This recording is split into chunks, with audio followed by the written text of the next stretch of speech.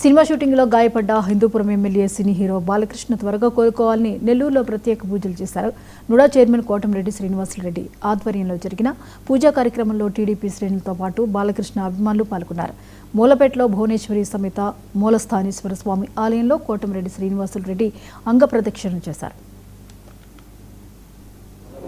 మహిళలు కానీ యువత కానీ నా దైవం, నేను దైవంగా భావించే నందమూరి బాలకృష్ణ ఆరోగ్యం బాగుండాలని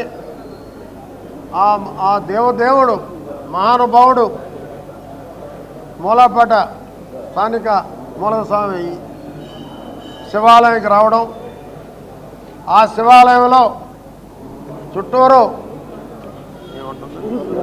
పూర్ణదండాలు పెట్టడం, ఆ మహానుభావుడి ఆరోగ్యం కోలుకోవాలని ఇంతమంది ఆకాంక్షిస్తే నిజంగా ఆయన దైవ స్వరూపుడు కాక ఏమవుతాడు అని చెప్పి అడుగుతుంది. మొన్న కాకినాడలో ఒక పోర్ట్లో ఫైట్ సీన్, ఆయన మామూలుగా డూపులు కుప్పుకోడు.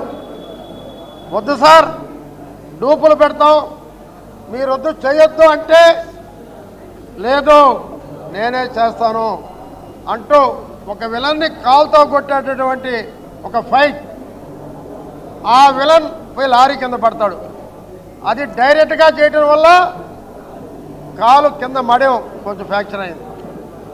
నిన్న ఉదయం ప్రథమ చికిత్స చేశారు. ఇప్పుడు ఇదే టైంలో ఏఏజీ హాస్పిటల్లో చికిత్స జరుగుతుంది.